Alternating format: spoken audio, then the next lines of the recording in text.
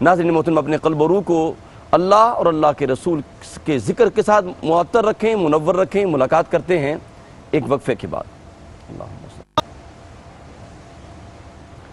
Welcome ناظرین، حیات صحابہ رضی اللہ تعالیٰ عنہم کے بابرکت پروگرام میں آپ شامل ہیں اور ہمارے ساتھ جلوہ فرما ہیں انتہائی محترم جناب حضرت علامہ مولانا مفتی محمد طاہر تبسم قادری صاحب۔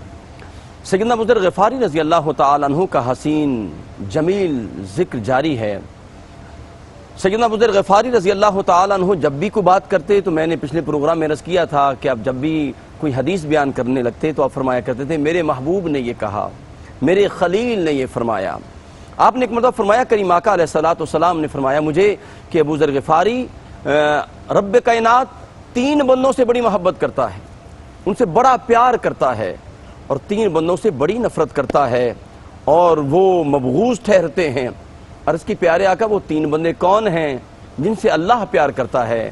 فرمایا ان میں وہ شخص کہ کسی مجلس میں بیٹھا ہے وہ سخی، اور کوئی سائل آتا ہے اور مسافر آتا ہے، آ کے سوال کرتا ہے کہ مجھے قرابت داری کے نام پہ نہیں بلکہ اللہ کے نام پر دو۔ وہ اللہ کے نام پہ مانگتا ہے تو اس مجلس میں کوئی شخص اسے نہیں دیتا۔ وہ دمانے طرف دراز کرتا ہے کہ مجھے اللہ کے نام پر کچھ عطا کیا جائے۔ وہاں ایک شخص بیٹھا ہے اور وہ چپکے سے جاتا ہے اور اپنے گھر سے جا کے جناب مال دے کے اسے عطا کر دیتا ہے، لیکن کسی کو نہیں پتا چلتا، صرف لینے والا جانتا ہے یا دینے والا جانتا ہے۔ فرمایا ایسے شخص سے اللہ اسے محبت کرتا ہے، پسند کرتا ہے، جو خلوت میں دیتا ہے، بس دیتا ہے یا اس کے ہاتھ کو پتا ہے یا لینے والے کو یا دینے والے کو۔ دوسرا فرمایا کہ کچھ مسافر جا رہے ہیں اور تھکاوٹ ہے، دن کی بھی رات کی بھی تھکاوٹ ہے، اور وہ تھکے ہارے ماندے، تھکاوٹ کے آثار ان کے چہروں پر ہیں، اور رات کو وہ تکیے لے کر سونے لگتے ہیں تو اس میں ایک مسافر کھڑا ہو جاتا ہے اور اللہ کی بارگاہ میں قیام کرتا ہے۔ والذین یبیتون لربہم سجدا وقیاما پر عمل پیرا ہو جاتا ہے اور اللہ کو مناتا ہے، اللہ کی خوشامد کرتا ہے، قرآن پڑھتا ہے۔ فرمایا اس مسافر سے بھی اللہ محبت کرتا ہے۔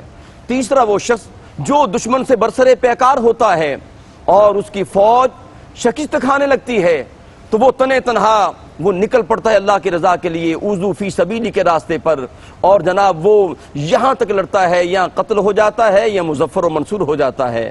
فرمایا اس بندے سے بھی اللہ محبت کرتا ہے۔ اور 3 وہ لوگ جن سے لوگ اللہ نفرت کرتا ہے، پسند نہیں کرتا، وہ بوڑھا زانی ہے، کلانچ باغ ہے، اور وہ ظالم دولت مند ہے جس کو رب نے دیا اللہ کی راہ میں خیرات نہیں کرتا۔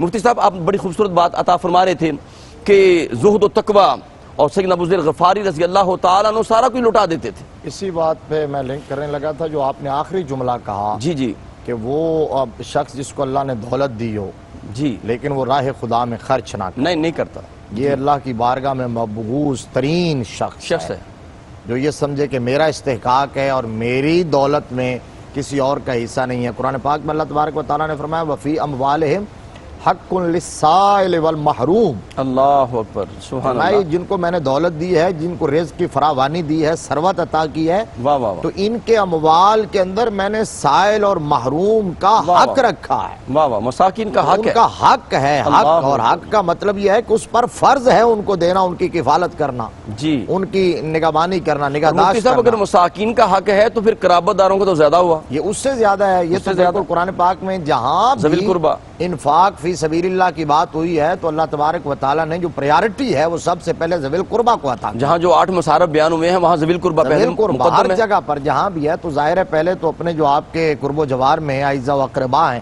جی اچھا، حضور صلی اللہ علیہ وسلم کی ایک حدیث شریف آقا، یہ اس بات سے مجھے یاد آ گئی، آقا کریم صلی اللہ علیہ وسلم نے فرمایا لا حسد الا فی اثنین، رجل آتاہ اللہ مالا فسلطہ علی ہلاکتہ فی الحق ورجل آتاہ اللہ الحکمہ فہو یقضی بہا ویعلمہا کما قال الرسول صلی اللہ علیہ وسلم۔ مفتی صاحب یہاں میں بات عرض کرنا چاہوں گا، مجھے بڑا مزہ آتا ہے آپ کے ساتھ بیٹھنے میں، اعزاز میرے لیے، اور پوری دنیا کے ناظرین کہتے ہیں کہ مفتی صاحب کی گفتگو ایسی بڑی پیاری میٹھا انداز ہوتا ہے، متبسم چہرہ ہے، لیکن جو آپ متن بیان کرتے ہیں نا جو لب مصطفیٰ سے نکلا ہے اس کا یقین کریں ایمان اور روح جو ہے نا معطر ہو جاتا ہے۔ میرے آقا کریم صلی اللہ علیہ وسلم کے ارشادات، آپ کے فرامین، آپ کی باتیں متن کی صورت میں یقیناً اس میں، اور مجھے آپ کو سننے میں مزہ آتا ہے، مجھے پڑھنے میں مزہ آتا ہے۔ اللہ اکبر، الحمدللہ۔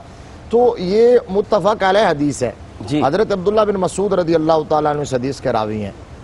آقا کریم صلی اللہ علیہ وسلم نے فرمایا لا حسد الا فی اثنین.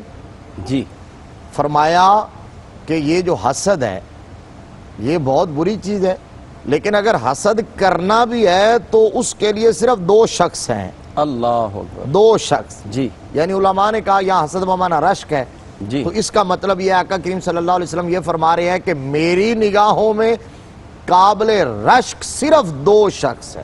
جی اللہ اکبر. بڑی قابل توجہ ہمارے ناظرین کے لیے بات. ہم پتہ ہے کیا کہتے ہیں، ہم رشک کی نگاہوں سے دیکھتے ہیں جس کے پاس گاڑی ہم سے بڑی ہو، صحیح.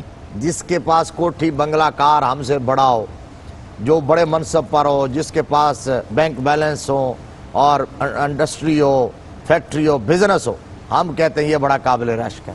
لیکن اصل میں قابل رشک وہ ہے جسے زبان رسالت قابل رشک ہے. کیا کہنے. میرے آقا کریم صلی اللہ علیہ وسلم نے دو بندے فرمایا قابل رشک ہے، ان پر رشک کرو اور ان جیسا بننے کی کوشش کرو. واہ واہ واہ سبحان اللہ. وہ کون سے؟ فرمایا ایک وہ شخص جس کو اللہ تبارک و تعالی مال دے، جی لیکن اس کے ساتھ ساتھ اپنی راہ میں خرچ کرنے کی توفیق بھی عطا فرمائے. اللہ اکبر. کیا کہنے. سبحان اللہ. اور دوسرا وہ شخص جس کو اللہ تبارک و تعالی علم کی دولت عطا فرمائے. واہ واہ مفتی صاحب. فَهُوَ يَقْضِي بِهَا وَيُعَلِّمُهَا. اللہ اکبر. پھر وہ اس علم کے ساتھ فیصلے بھی کرے اور اس علم کی تعلیم کو عام بھی کرتا کیا ہوا کہنے. نظر. سبحان اللہ. حضرت ابو ذر غفاری رضی اللہ تعالیٰ عنہ.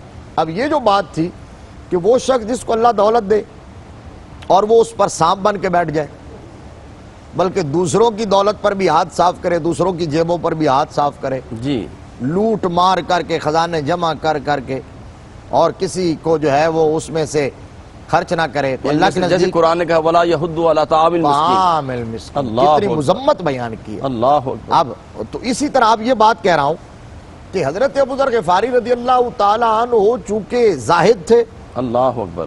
چونکہ آپ فقر و مستی میں فقر و فاقہ میں رہنے والے اور اس فقر کی مستی میں رہنے والے تھے. سبحان اللہ. اب آپ کو یہ پسند نہیں ہوتا تھا کہ کوئی بندہ دولت جمع کرتا ہوا نظر آئے، دنیا کے اندر دل لگاتا ہوا نظر آئے، کوئی ضرورت سے زیادہ اسراف کرتا ہوا نظر آئے.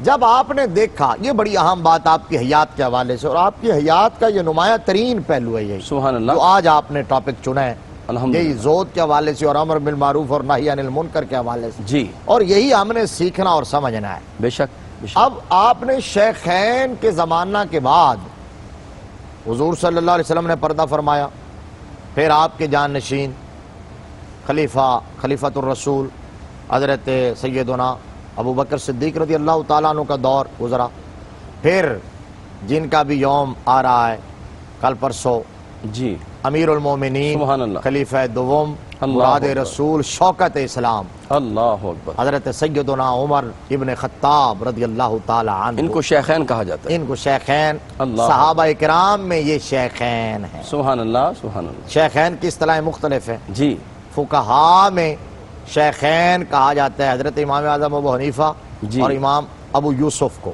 سبحان اللہ. شیخین کہا جاتا ہے. فقہ میں فقہ میں انہیں کہا جاتا ہے. صحیح. محدثین میں امام بخاری اور امام مسلم کو شیخین کہا جاتا ہے. اللہ اکبر. یہ سا- متفق علیہ حدیث ہاں ہے. سبحان اللہ. ان کو شیخین کہا جاتا ہے. صحیح. امام بخاری اور مسلم کو محدثین میں، صحیح. علم حدیث کے ماہرین میں انہیں شیخین کہا جاتا ہے.